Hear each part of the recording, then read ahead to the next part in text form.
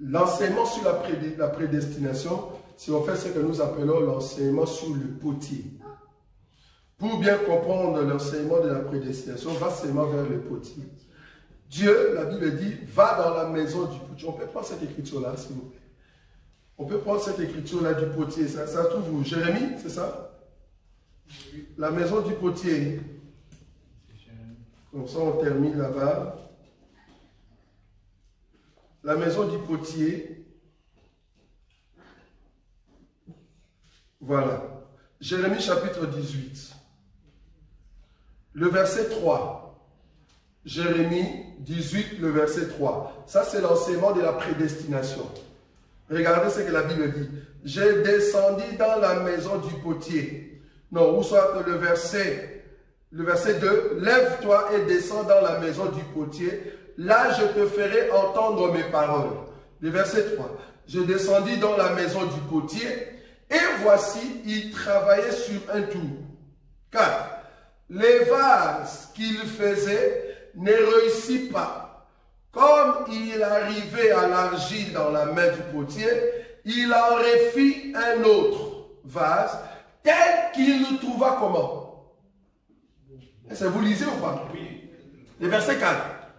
Les vases qu'il faisait ne réussissent pas. Comme il arrive à l'argile dans la main du potier, il en refit un autre vase, tel qu'il trouva comment? Bon de faire. Ça y est, c'est lui qui décide.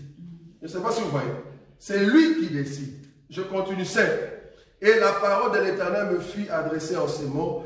Ne puis-je pas agir envers vous comme ces potiers, maison d'Israël, dit l'Éternel. Voici comme l'argile est dans la main du potier, ainsi vous êtes dans ma main, maison d'Israël. Soudain je parle sur une nation, sur un royaume, d'arracher, d'abattre et de détruire.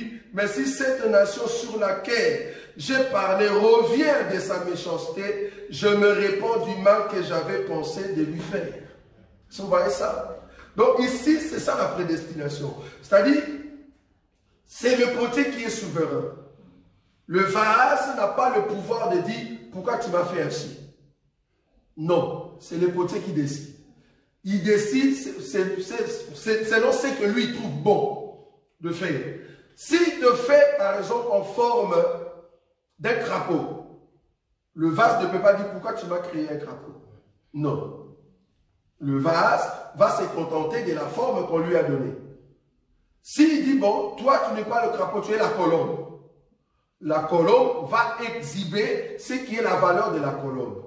Donc sur la terre, l'enseignement de la prédestination est vrai. C'est pour ça que nous disons, si tu es un enfant de Dieu, vouloir ou pas, tu vas ressentir les choses de Dieu, la sémence de Dieu. Si tu n'as pas la sémence de Dieu, même si tu te forces, vouloir ou pas, il y aura toujours la partie négative qui va sortir. Ça va? C'est ce qu'on avait dit. Oui. Mais par rapport au verset 8. Oui. Mais si cette nation sur laquelle j'ai parlé, Oui. dans quoi les vases, revient de sa méchanceté, je ne répands du mal que j'avais pensé. De le faire, oui. Quelle nation? C'est la nation qui voulait attaquer Israël. Ça, c'est pas par rapport au potier aussi. Au potier. Oui, oui, oui. C'est-à-dire, le potier, il a fait quelque chose de mal sur l'argile. S'il décide de changer cette argile, c'est lui qui décide. C'est lui qui décide. Je ne sais pas si tu vois. Voilà, c'est lui qui décide. En fait, pour prendre cet enseignement du potier, il faut mélanger avec un Corinthien. Hein. Bon, je vais finir par là. Bon, je sais que cet enseignement sur la prédestination, on l'a déjà présenté. Je croyais que l'Église avait cet enseignement. Voilà, on vient ici. Remarque ce qui est dit ici, frère Emmanuel, dans... C'est Romain, c'est pas un Corinthien. Romains chapitre 9. Ça va? Romains chapitre 20. 9, pardon, le verset 20. Ô homme, tu le vois? Ô homme, toi plutôt, qui es-tu pour contester avec Dieu? Les vases d'argile dira-t-il à celui qui l'a formé, pourquoi m'as-tu fait ainsi? 21. Les potiers, n'est-il pas maître de l'argile pour faire avec la même masse un vase d'honneur et un vase d'un usage vil? Et que dit ici Dieu, voulant montrer, écoutez bien, et que dit ici Dieu, voulant montrer sa colère et faire connaître sa puissance, a supporté avec une grande patience des vases de colère formés pour... C'est pas moi. C'est Dieu, c'est pas moi. Il a formé ça, lui-même les potes. Il a formé ça pour la perdition. C'est pas nous. Le fruit, c'est ce que j'avais dit. C'est le fruit que tu vas manifester. Quel est le fruit que tu manifestes? Si tu es blé, montre-nous que tu es blé. Si tu es ivré, ce que tu as fait, fais-le promptement. Si tu es blé, vouloir vous passer, c'est ce que j'avais dit, la mangue. Même si tu le laisses, tu pars 10 ans. Quand tu reviendras après 10 ans, même si tu le regardes pas, tu ne le vois pas. Mais 10 ans dans ta tête, tu sais que le jour où je vais rentrer, est-ce que je verrai l'avocat? Je verrai quoi? La mangue, non? Parce que la sémence, tout ce qu'on a mis à l'intérieur de cette sémence, c'est le manguier. Et puis la Bible, c'est pas...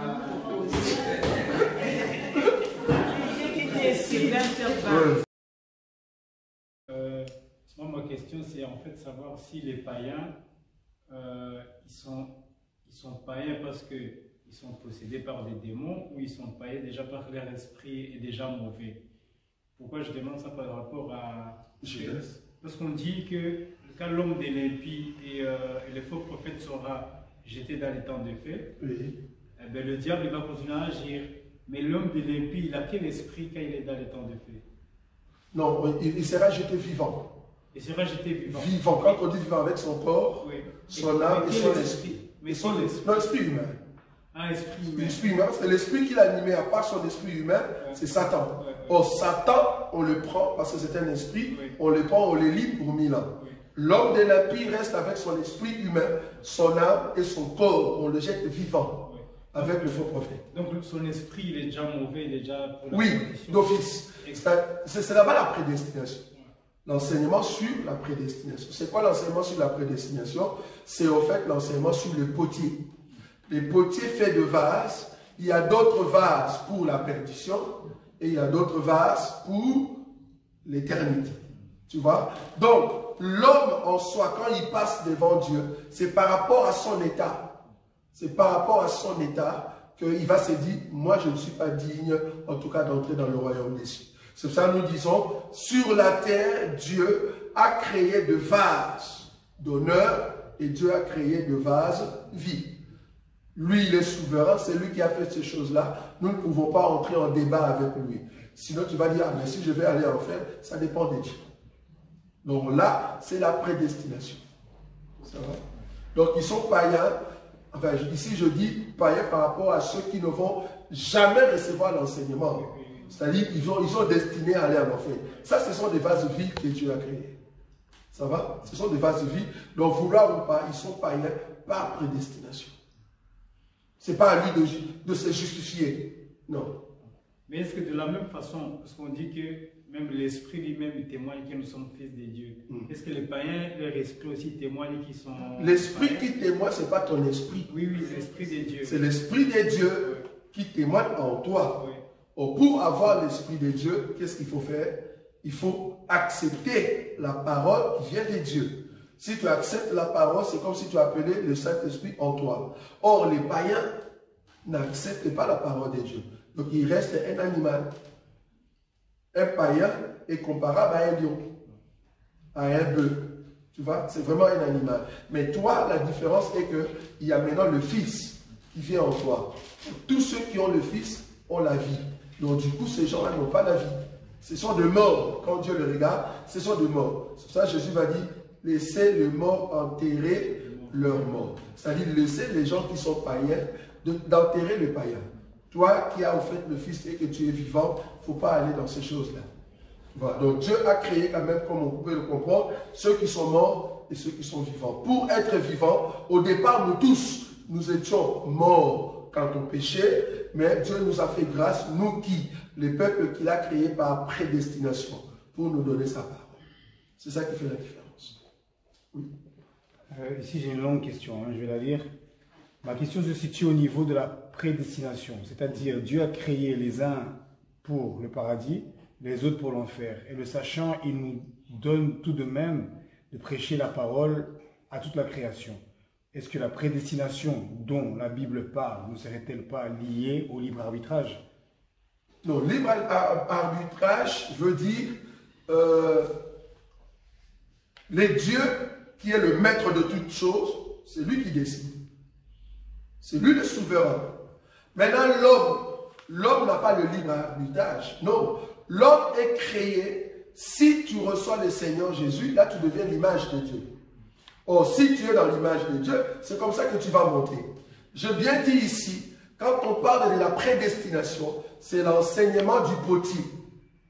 Le potier est souverain. La souveraineté du potier, c'est quoi? La Bible dit, il a fait des vases, il y a d'autres vases qui ne réussissaient pas.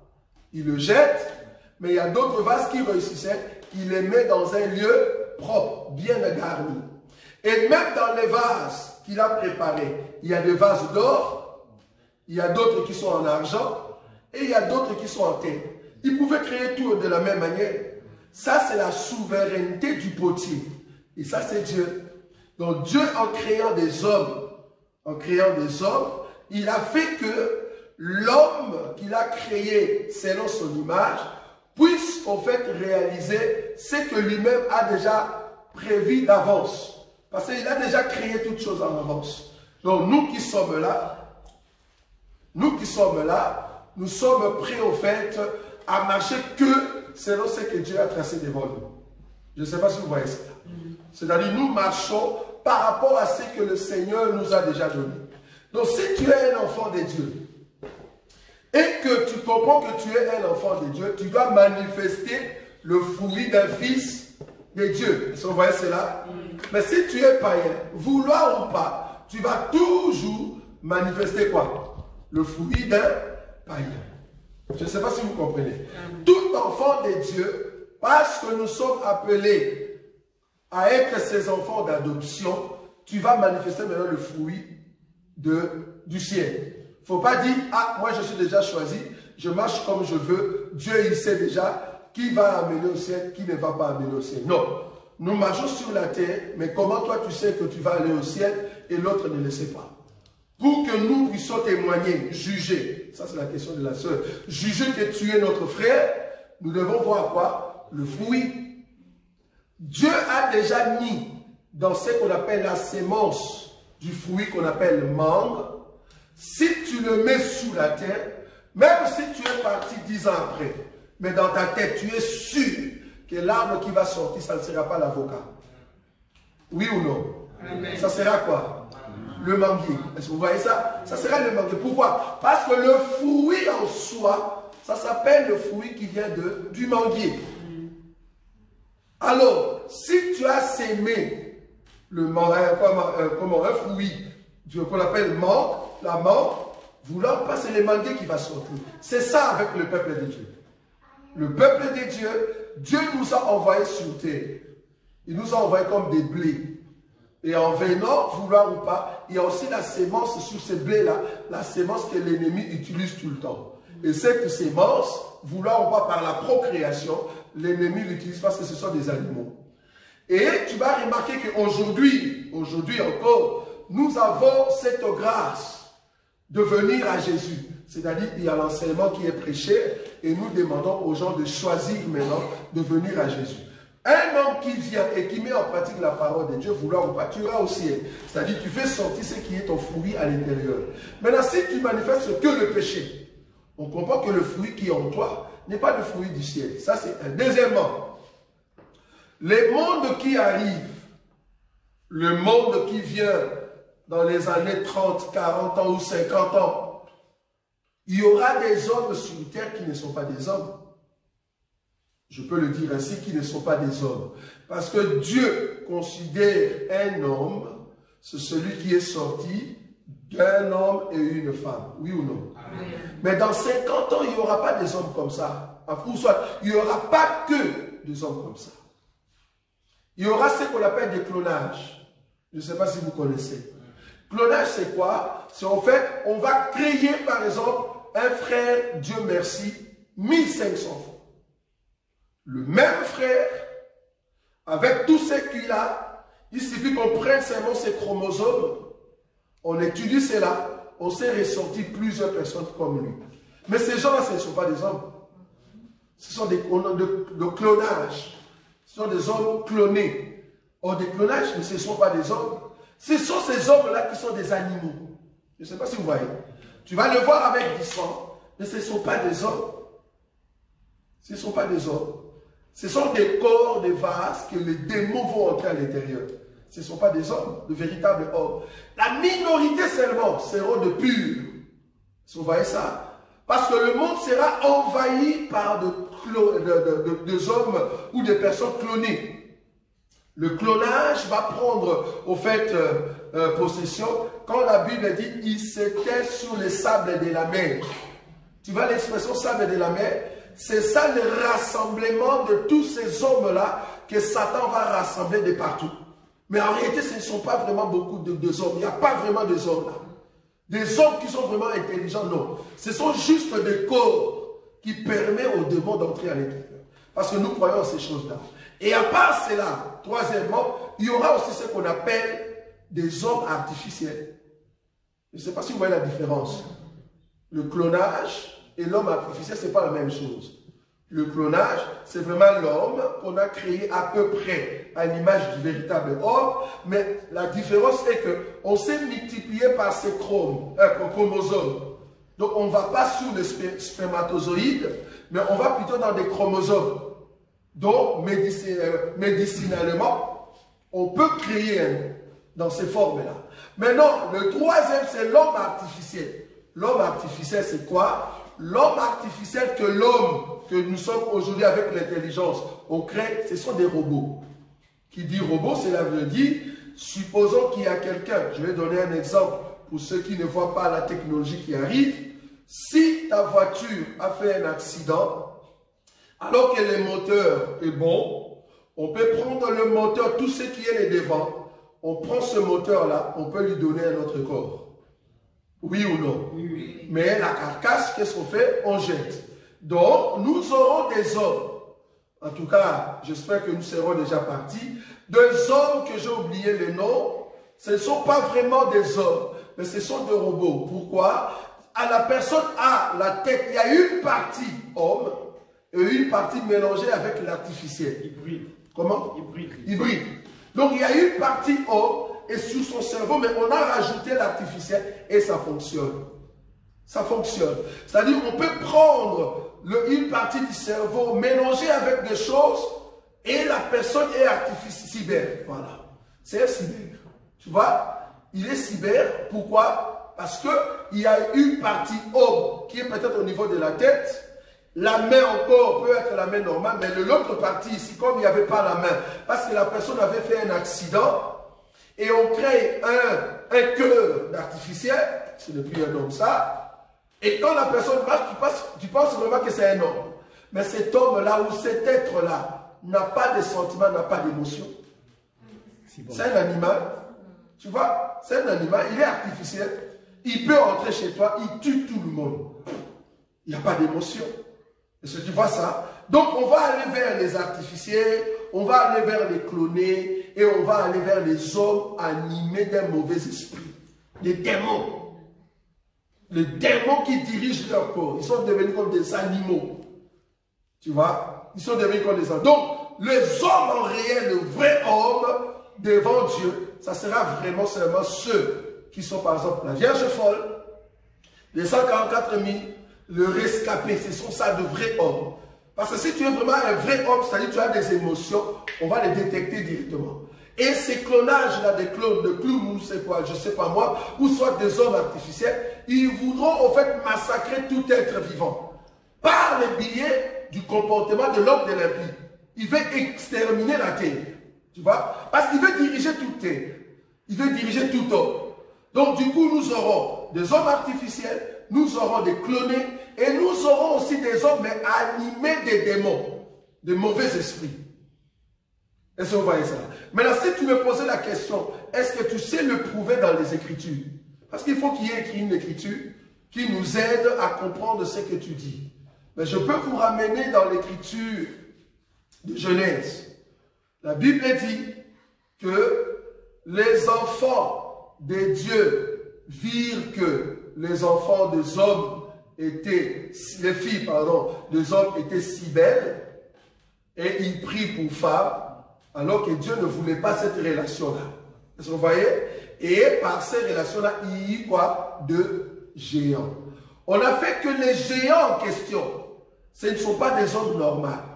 Je ne sais pas si vous comprenez. C'est-à-dire, c'est comme si la relation des enfants de Dieu et le fils des hommes a donné naissance aux hommes qui sont anormaux. C'est-à-dire des géants. Quand on parle des géants, c'est-à-dire des hommes qui ne réfléchissent pas comme un homme normal.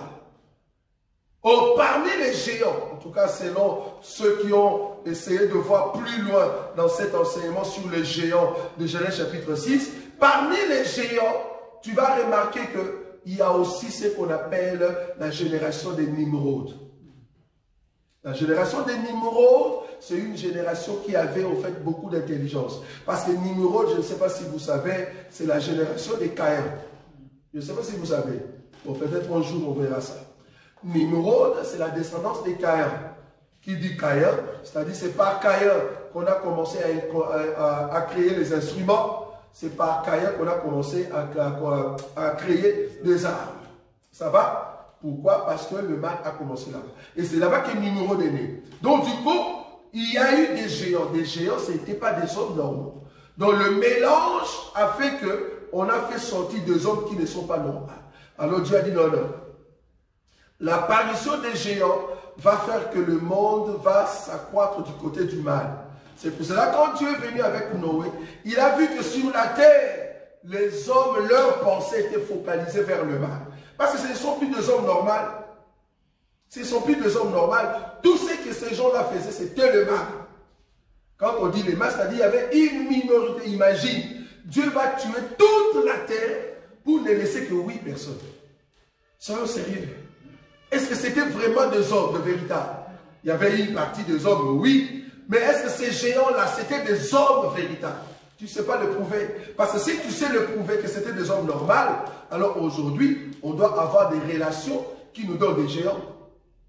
Qui nous donnent des géants.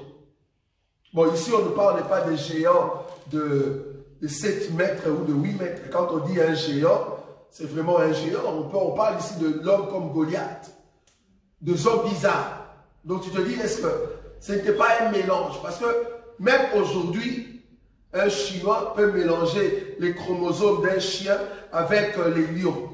Vous voyez ça? On prend des chromosomes d'un chien, on mélange avec un lion, et puis ça nous fait sortir un animal. Tu te dis, c'est quoi? C'est un chien ou c'est un lion?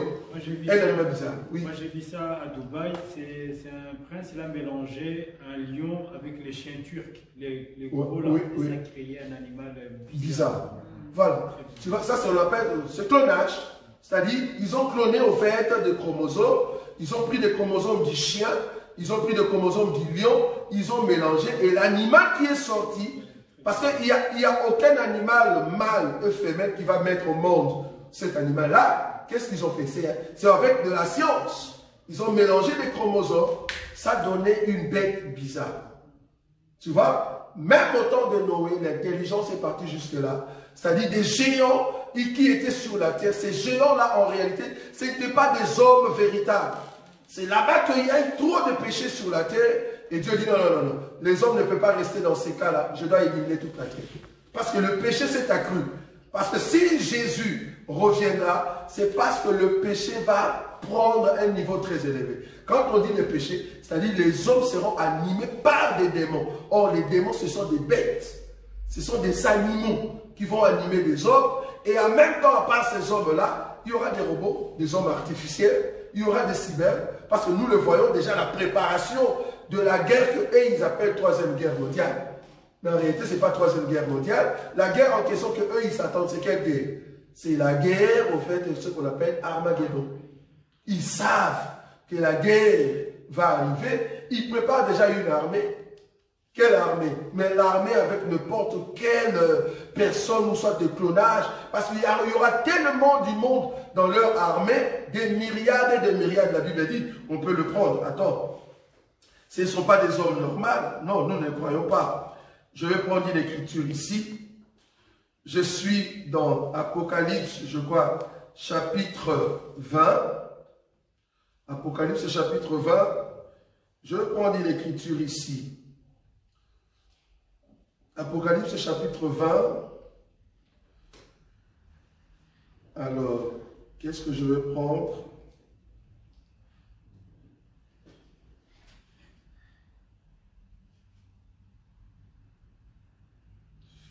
Le verset 8.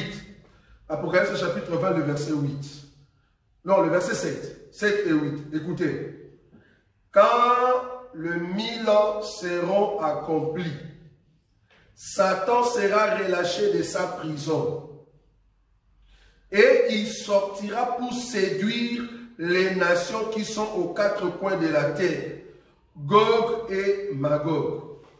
Leur nombre est comme les sables de la mer. Dis-moi, les nombres de ceux qui vont nous faire la guerre est comme les sables de la mer. Prends seulement une quantité de ta main, du sable. Ça fait combien de grains de sable? Une quantité de sable de la mer. Ça fait combien? Il y en a plein. Donc quand on dit, c'est-à-dire la quantité comme les sables de la mer, c'est vraiment des myriades et de myriades. Mais la question c'est de savoir, ce sont vraiment des hommes? Parce que nous voyons la technologie, comment ça avance. Est-ce que ça sera vraiment des hommes? Non. Il y aura aussi des cyber. Or, des cyber, il faut qu'il y ait d'autres appareils, d'autres instruments qui est plus performants que ce que l'ennemi va mettre en place. Du temps de Daniel, c'était les épées. Du temps de Daniel, c'était des flèches. Mais du temps d'Adam, c'était quoi? C'était l'or de la pierre polie. Parce que l'Écriture le dit. C'était le temps de la pierre polie. Tu vois ce qu'on a vu à l'école? La pierre polie, la pierre taillée. Est-ce que vous voyez ça? Oui. Et ça se trouve dans un cours, non? Le temps de la pierre polie, la pierre taillée. C'est lui qui a commencé ces choses. C'est en fait le royaume ou la descendance des Caïns. Au temps de Caïn et d'Abel, ben, l'instrument c'était la pierre. C'était une pierre que tu vas tailler pour couper la chair d'un animal, c'était la pierre. Mais plus l'homme évolue, plus la technologie évolue. Nous avons quitté de pied des lances et aujourd'hui nous avons des AK, nous avons des bombes, nous avons des missiles, nous avons des bombes Hiroshima qui si ça tombe ici, ben, tout le monde, c'est fini. Vous voyez? Donc la technologie avance, vouloir ou pas, même notre technologie qui va venir du ciel, ça ne sera pas la technologie d'ici. Nous allons venir avec une autre technologie du ciel. Quand la Bible parle de notre royaume, qui sera protégé contre le flèche enflammé de l'ennemi, quand on dit flèche enflammée de l'ennemi, ne voit pas flèche. Non. Quand on dit flèche enflammée de l'ennemi, c'est aussi la guerre. Des gens qui veulent nous attaquer, ils ne sauront pas. Parce que nous serons sur terre. Il n'y aura aucun peuple qui peut nous attaquer parce que notre royaume sera protégé contre toute arme que l'homme peut mettre sur la terre. Parce que vouloir ou pas, c'est qu'eux, ils appellent des bombes Satan 2. En Russie, par exemple. Ces bombes-là vont exister. Ça ne va pas disparaître. Ces bombes-là vont exister quand Jésus va revenir. C'est-à-dire quand nous allons revenir. Maintenant, il faut que le Seigneur puisse neutraliser cet esprit-là de créer des armes. Et ça sera quand Jésus va venir. Mais quand nous allons commencer la guerre d'Armageddon, ces armes-là seront là. Et nous aurons maintenant notre arme sophistiquée, je peux appeler, une technologie élevée à fond pour montrer à l'homme que c'est Dieu maintenant qui règne sur la terre. Ça va? Donc on aura, là ici j'extrapole, hein? J'extrapole pour montrer que la technologie, la forme, parce qu'il faut mélanger à un moment comment est-ce que la science évolue avec la connaissance de la parole que nous avons. Tout ce que Jean a vu, quand il voit par exemple des sauterelles et que par leur bouche sortait le feu. En réalité, quand tu traduis cela et que tu le vois loin, ce sont en fait de missiles, ce sont en fait des chars de combat. Ça peut représenter beaucoup de choses. Mais lui, quand il le voyait par rapport à sa génération, à son temps. Est-ce que vous voyez? Quand il dit, par exemple, je voyais des oiseaux, ou soit un oiseau qui jetait, par exemple, des choses et ça brûlait, ou soit des sauterelles. Quand il dit, je voyais des sauterelles, et ces sauterelles jetaient de feu. En d'autres termes, ça peut être des hélicoptères, tu vois, que lui ne pouvait pas voir en son temps. Mais nous, aujourd'hui, si on les traduit matériellement, ce sont des hélicoptères qu'on peut jeter des bombes dans des pays lors de la guerre. Est-ce que vous voyez? Donc, ça dépend de ce que Dieu a montré à Jean, qu'on peut aussi dans la révélation expliquer autre chose. Mais quand nous entrons dans la réalité de la technologie, la guerre en question, ben, il y aura des hélicoptères qui vont commencer à jeter le feu. Il y aura des chars de combat qui vont commencer à cracher du feu. Donc, il y a beaucoup de choses qu'on verra lors de cette guerre d'Armageddon. Oui. Après l'enlèvement, après les milléniums. Après les milléniums? Oui, donc. Après les milléniums. Les 24 vieillards, parmi eux, il y aura aussi la Vierge folle et les 54 000, ou bien les 24 vieillards sont seulement formés par la Vierge sage dans l'Église. On les appelle 24 vieillards. Pourquoi? Parce qu'elles sont parties lors de l'enlèvement. Elles sont restées au ciel avec le Seigneur plus de 7 ans. Pourquoi je dis plus de 7 ans? Parce que 7 ans pile, c'est sur terre. Mais nous, on sera au ciel plus de 7 ans. Ça va? Pas 7 ans, mais plus de 7 ans. Parce qu'il faut compter les 7 ans, c'est-à-dire 3 ans et demi. 3 ans et demi, à part les 3 ans et demi, il y a ce qu'on appelle prolongation. À part prolongation, il y a ce qu'on appelle les coupes. À part les coupes, il y a ce qu'on appelle expiation. À part expiation, notre retour. Donc il y a encore des choses. C'est-à-dire, ça sera plus de 7 ans que nous serons sur terre. Maintenant, ceux qui sont au ciel, c'est ça le 24 vieillard. Mais quand ils descendent, ils viennent sur terre, ce sont eux qui vont commencer maintenant à juger. Parce qu'ils ont l'habilité. Parce qu'ils ont déjà visité le ciel, ils ont l'habilité. Mais est-ce qu'on va les appeler toujours 24 vieillards? Non. On ne va plus les appeler 24 vieillards. Ce sont des juges qui sont maintenant au milieu d'Israël, au milieu de la terre, avec le roi qui est sur le trône. Or, dans ces royaumes-là, il y aura maintenant la Vierge folle. Il y aura les rescapés. Il y aura aussi qui? Les 144 000. Qui vont au fait vivre pendant 1000 ans avec le Seigneur. Mais la terre aussi va exister. C'est-à-dire la Belgique, l'Italie, le Congo, l'Angola, va exister. Mais dans ces pays-là, il n'y aura personne qui a Dieu. Tous ces hommes qui seront là-bas, il n'y aura que des hommes qui sont animés de mauvais esprits. Ou soit de cloner. Oui. Et après l'enlèvement, les églises qui resteront, l'église de Satan. Il n'y aura plus d'église normalement. Parce que nous croyons que tout homme de Dieu doit aller en enlèvement. Donc ceux qui restent en réalité, donc tu as raté l'enlèvement. Donc il n'y aura pas d'église qui vont commencer à prier. Pour faire quoi? En réalité. Parce que la Vierge folle, c'est l'huile qu'elle avait reçue lors de l'enseignement. On n'a plus besoin de le prêcher. C'est l'enseignement qu'elle a reçu. Elle est vierge par rapport au temps de la grâce. Elle ne sera pas vierge par rapport à l'enseignement prêché après l'enlèvement. Non. Donc, elle est déjà vierge. Donc, le pasteur qui vont prêcher après l'enlèvement, en réalité, ça sera des églises en question. Ils vont être en communion avec qui? Avec le faux prophète pour commencer à dire aux gens, il faut aimer l'homosexualité. Tu vois? Comme on commence déjà à le voir maintenant. Il faut aimer la pédophilie. C'est normal. Nous sommes dans un monde normal. La Bible est caduque. C'est que le pape dit, ou soit quelle personne dit, c'est vrai, il faut le faire. Donc, ils vont pousser les gens vers le mal. Donc, ça ne sera pas de vraies églises. La Vierge folle n'ira pas dans n'importe quelle église. La Vierge folle saura que l'huile que j'ai, je le garde. Je ne vais plus entrer dans des églises. Voilà. Oui. J'ai une question ici sur Facebook. On demande, est-ce que ceux qui iront en enfer verront-ils quand même Jésus-Christ? Et si oui, est-ce qu'ils verront le Christ? Et est-ce que si oui, est-ce qu'il leur citera leur péché pour lequel ils vont en enfer? Non, en fait, ils seront jetés dans le... Voilà. En fait, le jugement en question, c'est comme le fou des Gadara. La Bible dit, Jésus est descendu dans le territoire des Gadara. Le fou, les démons qui étaient à l'intérieur commençaient à trembler. Sans pour autant que Jésus puisse lui dire, qu'est-ce que tu as fait? Non. Les démons commençaient à quoi? À trembler. Ils commençaient déjà à dire à Jésus, non, non, il ne faut pas nous déranger, ne nous envoyez pas telle place, envoyez-nous dans le pourceau. C'est-à-dire, Jésus, sa présence, c'est ça en fait les jugements déjà.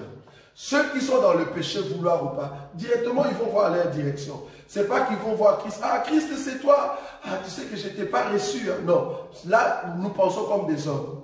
Il faut comprendre que le jugement dernier, parce que nous allons prêcher là-bas, parce que là il touche l'enseignement sur le jugement dernier, c'est-à-dire le jugement des hommes, donc la deuxième résurrection. Ça sera en fait, là, quand on te met devant le trône blanc, directement ta direction est déjà bien précisée. C'est pas que tu vas voir le Christ. Ah, le Christ est là. Ah, il était quand même beau, mais je n'ai pas au fait accepté. Ah, le Christ, pense à moi. Non, il n'y aura pas. C'est automatique. Directement, tu passes. Donc, il n'y aura même pas le temps de voir Christ et essayer de négocier ou soit de parler. Non, il n'y en aura pas. Est-ce qu'ils le verront? Quand tu dis verront, c'est-à-dire? Parce que la personne ici demande, est-ce qu'ils verront sa face? Mais ils ne vont pas le connaître. Le problème, c'est ça. Pour connaître le Seigneur, il faut que Dieu te donne la grâce de le connaître. Parce que la face de Dieu, c'est la grâce. Ceux qui sont dans la grâce de Dieu connaîtront le Seigneur, mais les autres ne vont pas le reconnaître. Parce qu'il prend n'importe quelle face, à moins qu'il puisse se révéler. Mais il n'y a aucune écriture qui a dit qu'il va se révéler à ceux qui vont aller en enfer. Non, là, il n'y a pas une écriture.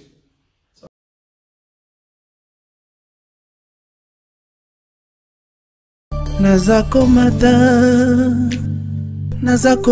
ngai, nazakomata.